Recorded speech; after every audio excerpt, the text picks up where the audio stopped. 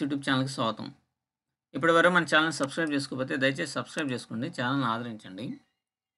ఇక్కడ నేను మీరు బిట్‌కాయిన్‌లో ట్రేడింగ్ అనేటువంటిది చేయటంలో ఎటువంటి తప్పు అనేటువంటిది లేదు.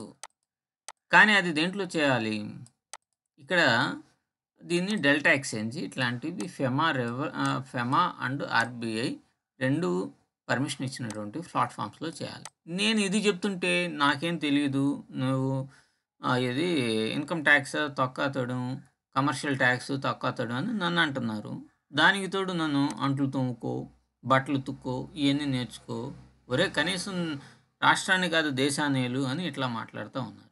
నేను వీళ్ళకంటే పరుషంగా మాట్లాడగలను గానీ, మనం సభ్య సమాజంలో ఉన్నప్పుడు మన విజ్ఞతతోటి మనం మాట్లాడాలి. ఆ విజ్ఞత అనేటువంటిది వారికే వదిలేస్తున్నాను. ఫస్ట్ ఆఫ్ ఆల్ నువ్వు ఇన్‌కమ్ టాక్స్ ప్రాక్టీషన్‌వి అది ఇది అని అంటున్నావు కదా! సో, నువ్వు ఫస్ట్ ఇయన్నీ తెలుసుకో. మాట్లాడితే బీపీహెచ్ టాక్స్ 30 తొక్క, తొడాలు అని మాట్లాడుతున్నావు. బీపీహెచ్ టాక్స్ 30 అనేది ఎవరు ఇంపోజ్ చేస్తారు? ఆర్‌బీఐ ఇంపోజ్ చేస్తుంది. అవునా? ఆర్‌బీఐ ఇంపోజ్ చేస్తుంది. తెలివిగల్లోళ్ళుంటే ఆలోచించండి మీరు. తెలివిగా ఊరకనే కూర్చొని మాటలు చెప్పటం కాదు. ఊరకనే మనల్ని నువ్వు అంట్లు తోముకో, అసలు నువ్వేం చదువుకున్నావు? చదివావా లేదా? ఇయన్నీ. ఇంగ్లీష్ నేర్చుకో. Okay sir I will join at you to learn English. మీ దగ్గరే నేర్చుకుంటానులే ఏం బాధలేదు. నీలాగా నేను మాట్లాడను. నాకు కొంచెం సభ్యత, సంస్కారం అనేటువంటివి ఉన్నాయి. కాబట్టి నీలాగా మాట్లాడను. ఒకసారి వినండి. ఇప్పుడు మీకు బీపీహెచ్ 30 అనేటువంటి బీపీహెచ్ 30 అనే ట్యాక్స్ ఎవరేస్తారంటే ఆర్‌బీఐ గైడెన్స్‌తోనే గవర్నమెంట్ ఇది చేసినప్పటికీ కూడా బిల్స్ అంటే చట్టం చేస్తుంది. బికాస్ ఆఫ్ ఆర్‌బీఐ యాక్టివిటీస్‌ని బేస్ చేసుకొని చట్టం చేస్తుంది. సో, మరి ఆర్‌బీఐ బ్యాన్ చేస్తే? జాగ్రత్తగా ఇప్పుడు నన్ను ఇంగ్లీష్ నేర్చుకోమని చెప్తున్నటువంటి మీరు ఒకసారి వినండి. Alert list updated as on October 22, 2024 అంటే జస్ట్ 5 నెలల క్రితమే ఇది అప్డేట్ చేసినటువంటిది. ఇదేదో సంవత్సరాల క్రితంది కాదు. అప్డేట్ చేసింది RBI reserve bank of India. నువ్వు కూడా వెళ్ళేసేసి రిజర్వ్ బ్యాంక్ ఆఫ్ ఇండియా వెబ్‌సైట్‌లోకి వెళ్ళేసేసి ఎత్తుక్కోవచ్చు. నువ్వు ఎట్లా పడితే అట్లా ట్యాక్స్ కట్టినంత మాత్రాన ఎలా పడితే అలా చేస్తే కుదరదమ్మా. దానికి కొంచెం రూల్స్, రెగ్యులేషన్స్ కాదా కమాయిషి ఉంటాయి. మీ లాభాల కోసం, మీ స్వార్థం కోసం మీరు ప్రజల్ని తప్పుదోవ పట్టించబాకండి. నేను అవేర్ తెస్తున్నా. నీ కోణంలో నువ్వు అవేర్ తెచ్చుకొని నీ వ్యాపారం నువ్వు చేసుకో.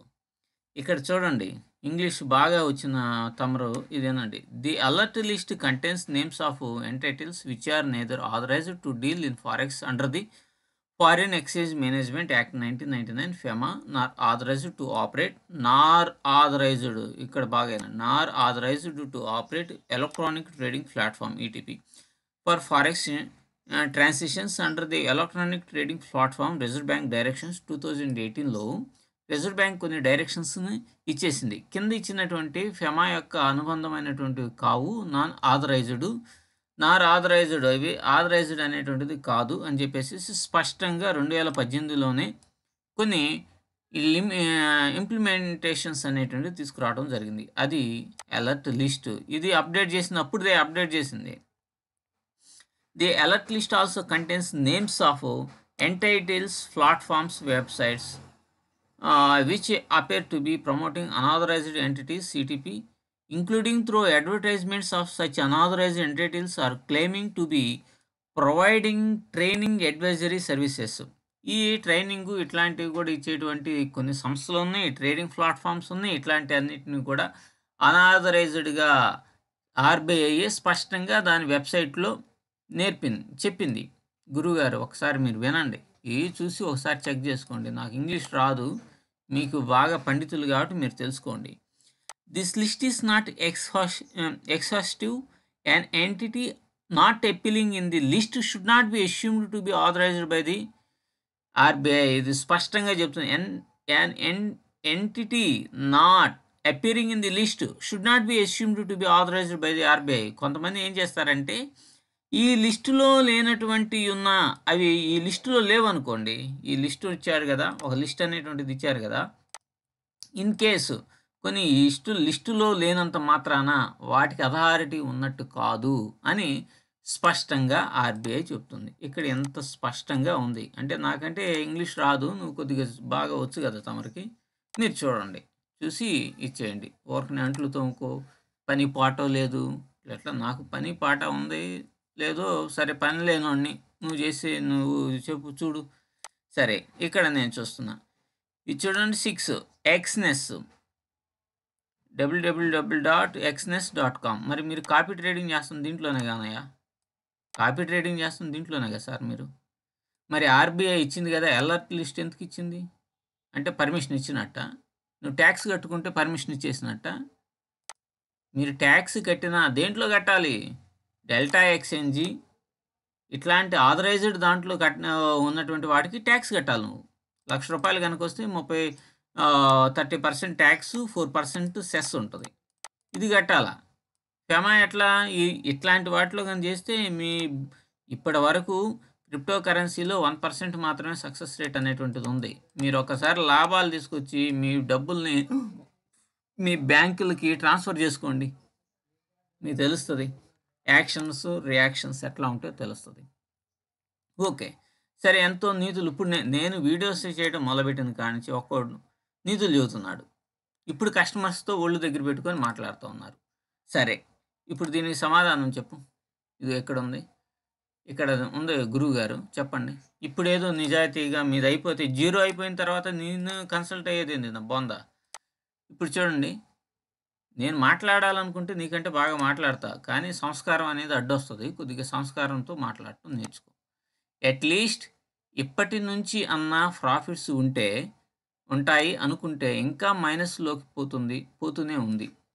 ఏం సార్ ఇంకా ఇప్పుడు 4 లక్షలు వేసినోడికి పెయిన్ ఉంటది, బాధ ఉంటది. వాడు ఎక్కడో దాచిపెట్టి ఆ డబ్బులన్నీ తీసుకొచ్చి 4 లక్షలు సబ్మిట్ చేసినట్టుగా అఫ్‌కోర్స్ నేను అంటలా. కానీ నువ్వు చేసేది ఏదో పెద్ద వ్యాపారం నీతి నియమాలతో కూడుకున్నదిగా, మేమేదో బుడబుక్కలోళ్ళంలాగా అంట్లు తోముకునే బ్యాచ్‌లాగా నువ్వు మాట్లాడుతున్నావు. అట్లీస్ట్ ఇప్పటి నుంచైనా వస్తాయి అనుకుంటే ఇంకా లాస్‌లోకి వెళ్ళిపోతున్నాం సార్ అంటున్నాను. 4 లక్షలు పెట్టినోడికి టెన్షన్ ఉండదా? బోడి ఇప్పటికి నీది 77% లాస్‌లో ఉన్నది. అంటే ₹1,00,000 అఫ్‌కోర్స్ ఈ లాస్ అంతా రికవర్ అవ్వాలని నేను కూడా కోరుకుంటున్నా. మీరందరూ లాభాల్లోకి రావాలని కోరుకుంటున్నా. కానీ 4 లక్షలు పెట్టినోడికి ₹1,20,000 పాకెట్‌లో వాటి సహజంగా ప్రాబ్లమ్ అనేటువంటిది ఉంటుంది. మెంటల్ టెన్షన్ ఉంటుంది కదా.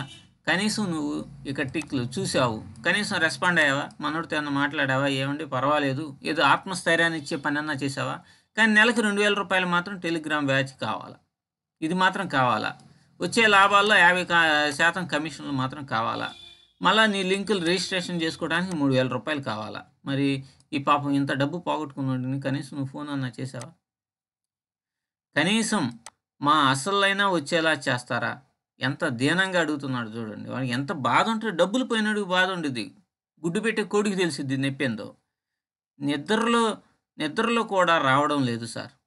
అసలు నిద్రలో కూడా పోవట్లేదని చెప్తున్నారు. ఎంత బాధ, పెయిన్ ఉంటే ఇట్లాంటి వాడికి నువ్వు కనీసం ఫోన్ చేసి, ఏమండి ఏం పర్వాలేదు, మనం ఖచ్చితంగా గెయిన్ అవుతాం, మీరు ధైర్యంగా ఉండండి అని అట్లాంటిది ఏదైనా నువ్వు చెప్పావా? ఇది చూసి మెల్లకుండా నా వ్యాపారం నాదే, నా 2 ఏళ్ళు నాకు కట్టండి, నా నా కాపీ ట్రేడ్ చేసుకోవాలి అనుకుంటే ₹3,000 రిజిస్ట్రేషను ఇవన్నీ చేయండి అని చెప్పేసి చేసి నీ డబ్బుల వ్యాపారం తప్ప వీడు ఎంత బాధపడుతున్నాడే. ఇట్లాంటి దగ్గర 4, 5 నన్ను అప్రోచ్ అయ్యి ఇట్లాంటి మెసేజెస్ ఉన్నాయి. కానీ నువ్వేదో కొద్దిగా మంచోడు అని నేను పెద్దగా మరీ ఇది చేయట్లేదు, గుర్తుపెట్టుకో. చూసి కూడా రిప్లై ఇవ్వకపోతే ఏమనుకోవాలి? ఇది మీరు చూసి కూడా కనీసం రిప్లై అయినా ఇస్తే వాడికి కొంత మనశ్శాంతి అనేటువంటిది ఉంటుందిగా. అసలు రిప్లై ఇచ్చిన పాపాన్ని పోలేదు, డబ్బులు పోతే వస్తాయి అంటావు. మళ్ళీ మాలాంటోడు ఏదన్నా ప్రశ్నిస్తేనేమన్నా మరి చదువు రాదు, సంధ్య రాదు, అది రాదు, ఇది రాదు అని అంటావు. కొద్దిగా ఏదన్నా ట్యాక్స్, ఇట్లాంటి ట్యాక్సెస్ ఉన్నాయా, బీపీహెచ్ ట్యాక్స్ 30 అని అంటే నాకేం రాదు, నేను ఇది ఇన్కమ్ ట్యాక్స్లో గ్రేట్ అంటావు. ఏందండి ఇది? నాకు పని పాట లేక నేను ఇది అవుతున్నానా? లేకపోతే మీకు పని పాట లేక జనాలను గొర్రెలు చేస్తున్నారో అర్థం కావట్లా. ప్రశ్నించేవాడు ఒకడన్నా ఉండాలి కదా. నేనేమన్నాను? నిన్నేమన్నా మాట్లాడానా? ఏదన్నా అన్నానా? ఏందండి ఒక ఆయన ఉన్నాడు, అతని దగ్గర కూడా పోయినాయి అని అన్నా. దానికి ఇప్పుడు ఫర్ ఎగ్జాంపుల్గా నువ్వే ఇంకా నీ పొజిషన్స్ ఇవన్నీ తీయటం లేదు.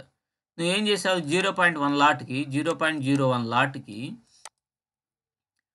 స్టాప్ లాస్ అనేది గానీ ఒకవేళ లాస్ వస్తే $5 లాస్ వస్తే ఆ పొజిషన్ ఉంచడు ఎవడైనా సరే ఒక ప్రొఫెషనల్ ట్రేడర్‌వి. నేనేమన్నా 20 సంవత్సరాలు 30 ఏళ్ల నుంచి నేను పుట్టినప్పటి నుంచి ట్రేడింగ్‌లో ఉన్నానని చెప్తావు.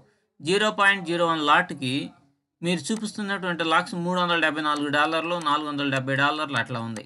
అంటే స్టాప్ లాస్ అంత ఉంటదా? రూ. 37,000 ఉంటది. వస్తే దీనికొస్తే లాభం ఎంత ఉంటది? నువ్వు ఇప్పుడు అంటే బుక్ చేసుకున్నావు గదా! మహా అయితే లాభం ఎంత ఉంటది? $5, $6 ఉంటాయి. మరి స్టాప్ లాస్ కూడా $5 ఉండాలిగా.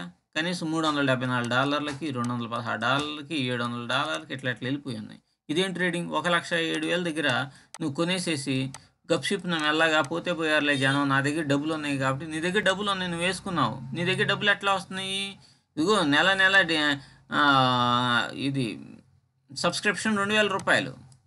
మళ్ళా నీ లింకుని ఇచ్చి నీ దగ్గర రిజిస్టర్ కావాలంటే 3,000. నీకేమో పచ్చగా డబ్బులున్నాయి.